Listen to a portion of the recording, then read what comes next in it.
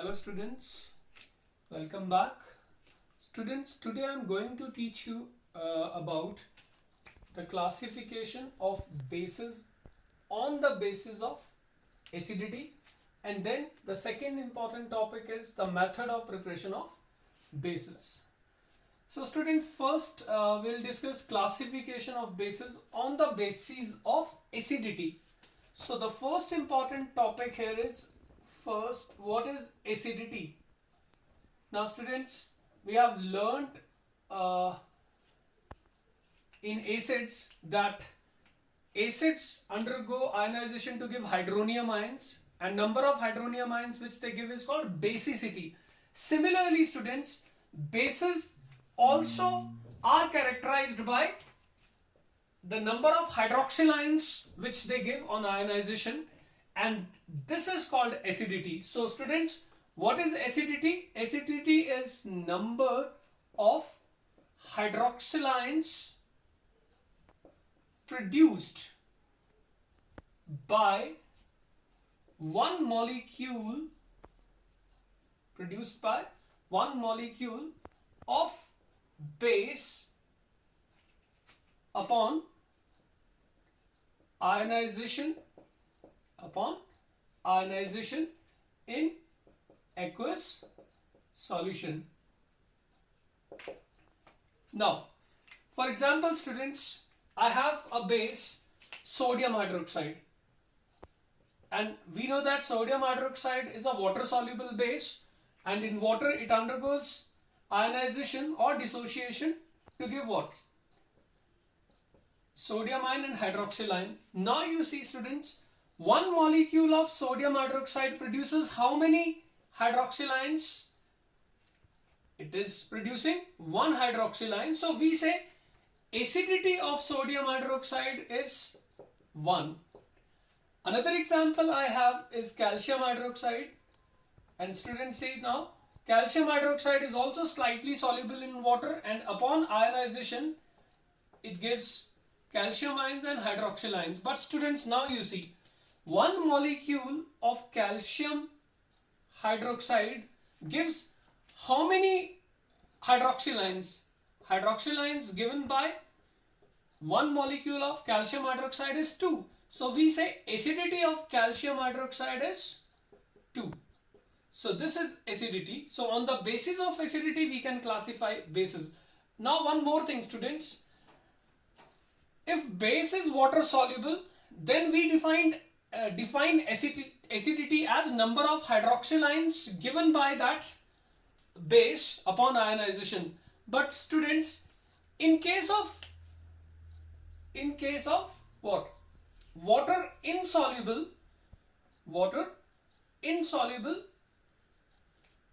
hydroxides, acidity will be what? अब क्योंकि वो इनसॉल्युबल है तो इस तरह से डिसोशिएट या आयनाइज तो करेगा नहीं वाटर में. सो ऐसे केसेस में acidity will be number of replaceable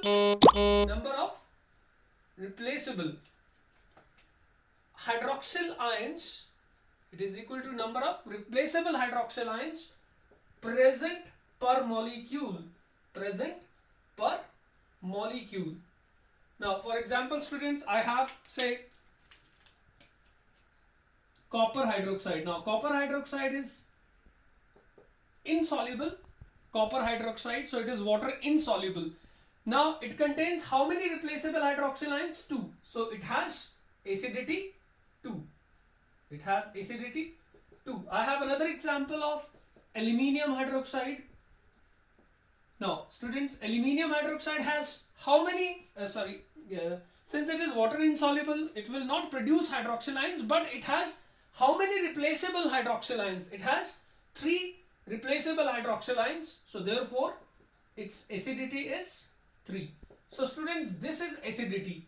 So let me give you a summary that acidity in case of alkalis, that is water soluble bases, is equal to number of hydroxyl ions given by one molecule of the base. But in case of water insoluble metal hydroxide, it is equal to the number of hydroxyl ions which can be replaced from one molecule of that base.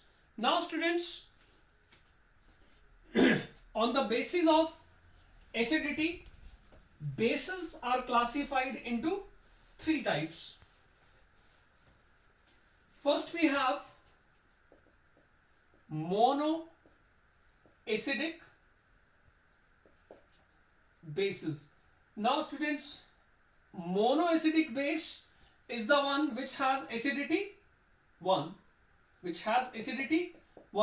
that means such bases produce how many hydroxyl ions? Such bases produce 1 hydroxyl ions per molecule.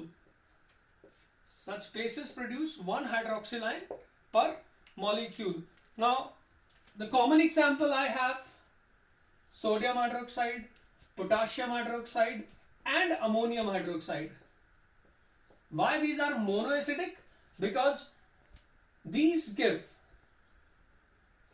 how many hydroxyl ions upon ionization in aqueous medium? 1. Like sodium hydroxide gives 1 hydroxyl ion. Ammonium hydroxide, though it is weak alkali, but when it undergoes partial ionization, we say that 1 molecule of ammonium hydroxide produces only 1 hydroxyl ion. So this is our monoacidic base. Now students, next we have diacidic bases. Now as the name suggests, diacidic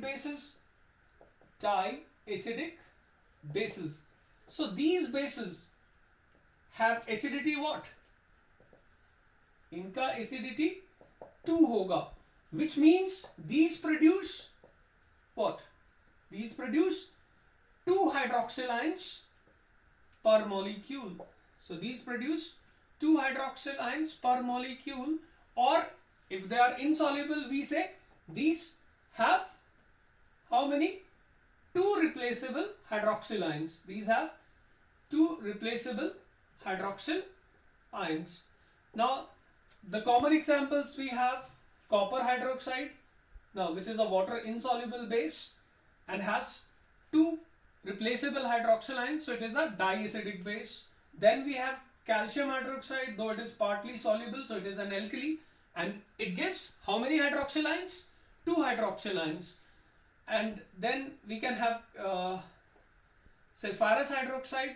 Now it is also insoluble base, but it has 2 replaceable hydroxyl ions, so we say it is also diacidic base.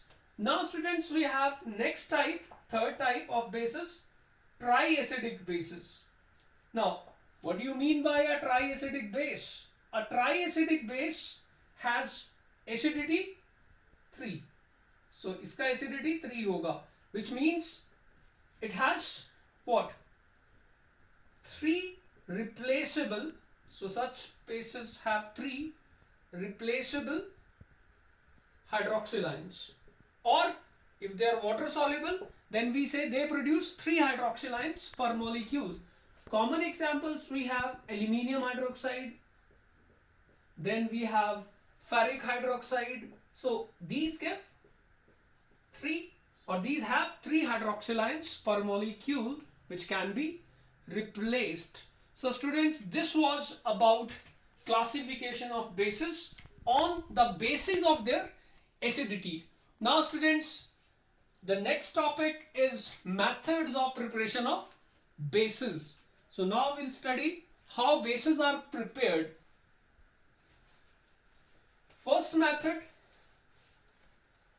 for the preparation of bases is by the action of oxygen on metals.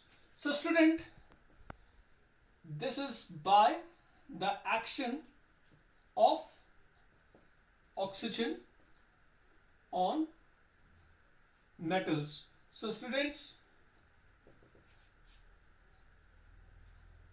this method, let me tell you, is prepared, or this method is used for the preparation of basic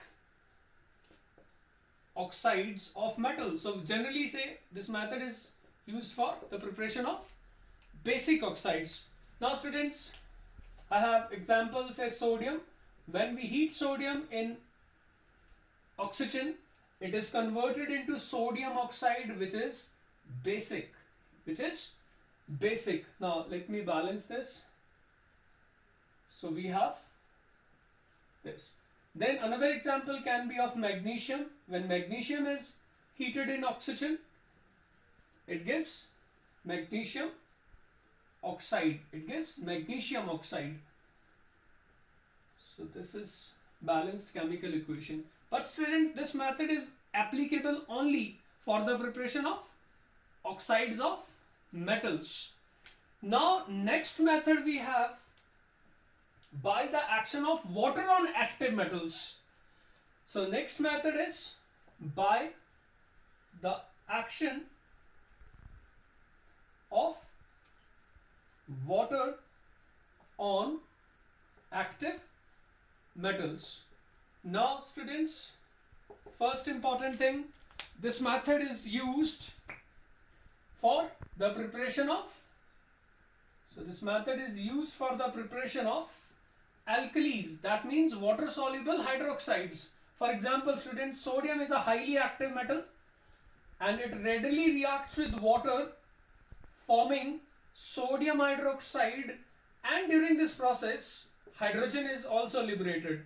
And students, sometimes the hydrogen evolved catches fire also, because this reaction is highly exothermic. That is why alkali metals, they are not kept in water, they are always kept in some hydrocarbon solvents. Now another example can be of calcium. So when calcium is reacted with water, it gives calcium hydroxide and again hydrogen is liberated. So we have what? Sodium reacting with water producing sodium hydroxide and calcium reacting with water producing calcium hydroxide. Now since these bases are soluble, so we can only prepare alkalis by this method. Now students, our next method is by the hydrolysis of metallic oxides. Now students, we have learned that oxides of metals are basic and they upon hydrolysis form hydroxides. So again students, this method is used for the preparation of alkalis. So this is by the hydrolysis of metal oxides. Now students, I have say metal oxide, sodium oxide. Hydrolysis means on action of water, look, it will be converted into hydroxide, sodium hydroxide, which is an alkali. Or I can take say calcium oxide also. Calcium oxide is also a basic oxide which upon hydrolysis gives calcium hydroxide. So students, this method is again is used to prepare what? Alkalis. Now students, I have next method which is very important, by double decomposition or by precipitation. So this is by double decomposition. Now why it is called so? Because here both the compounds, they undergo decomposition and the process leads to precipitation. So double decomposition. Now students, जो सबसे important point है इस method का, that this method is used to prepare. So this method is used to prepare. So we use this method for the preparation of insoluble hydroxides. Insoluble hydroxides. And how it is done? It is carried out by the action of alkali. By the action of alkali on salts.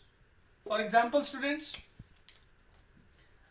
I have say ferric chloride, which is a salt, and when it is reacted with alkali, sodium hydroxide, say, we get ferric hydroxide, and since ferric hydroxide is insoluble, it forms a precipitate, and this precipitate has reddish brown color, and then we get water soluble salt. So student, in this method we prepare water insoluble base from a water soluble base. Another example can be of say copper sulfate. and by the action of alkali, that is NaOH, it is converted to copper hydroxide, which is water insoluble, so it forms a precipitate which has a light blue color or pale blue color, and then we get water soluble salt also. So in this method we prepare water insoluble base from a water soluble base. Now students, next method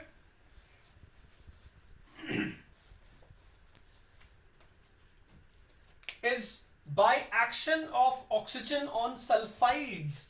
So students, we can prepare a basic oxide from sulfide.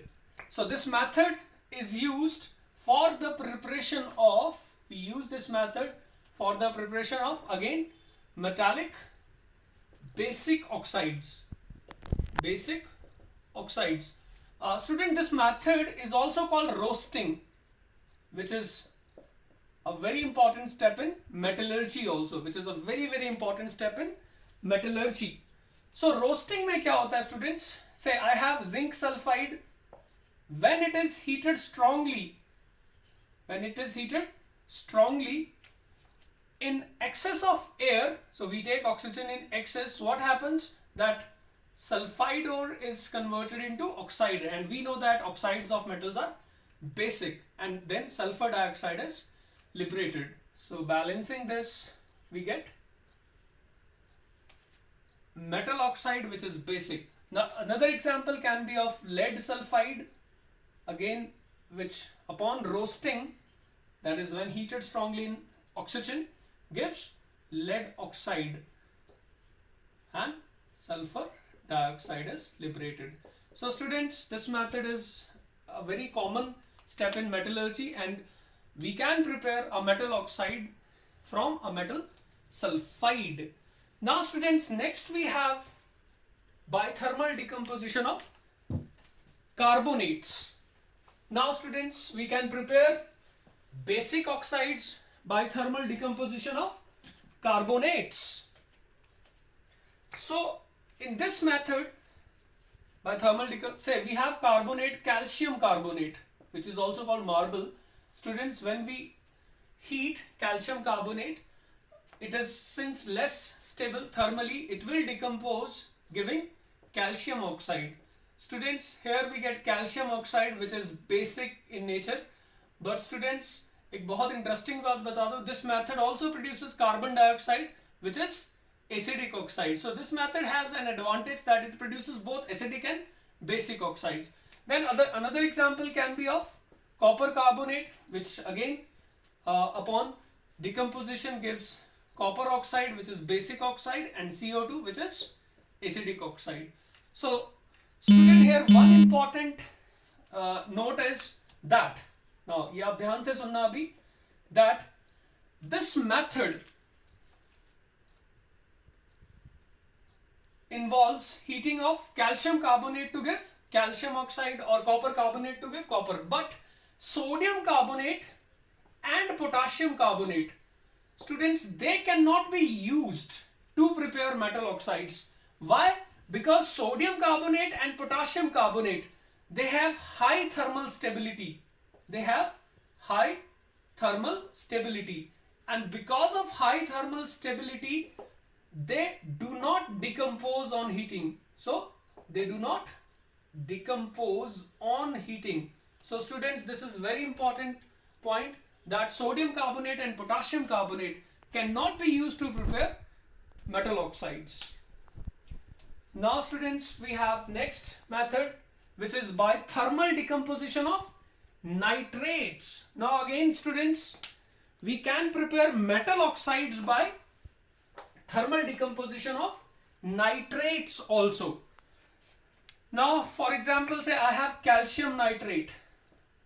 So students, calcium nitrate को जब हम heat करते हैं, it decomposes to give calcium oxide, which is basic in nature, and then there will be evolution of what? Nitrogen dioxide also, which has a reddish brown color, so we get brown fumes of nitrogen dioxide. But here we get metallic oxide, calcium oxide. Students, similarly we can decompose zinc nitrate on heating, and we get what? Zinc oxide and brown fumes of nitrogen dioxide, plus we get oxygen gas also. So here we get metal oxide. Again students, you have to note this, that potassium nitrate and sodium nitrate cannot be used. Why students? Because they on heating decompose to give nitrite and not metal oxide. Similarly, potassium nitrate on heating will not give metal oxide, instead it gives metal nitrite, that is potassium nitrite and oxygen. So we say that to prepare metal oxides we can only use nitrates of zinc, calcium, copper, etc. We cannot use nitrates of highly active metals like sodium and potassium. One more thing students, even nitrate of silver will decompose on heating, but it will not produce metal oxide. Instead it produces metal. So silver metal we get, and then we get nitrogen dioxide and oxygen. So important thing is that in order to prepare metal oxide from nitrates, we cannot use sodium nitrate, we cannot use potassium nitrate, and we cannot use silver nitrate. Why? Because these nitrates do not produce metal oxides. So only nitrates of metals which are less active can be used.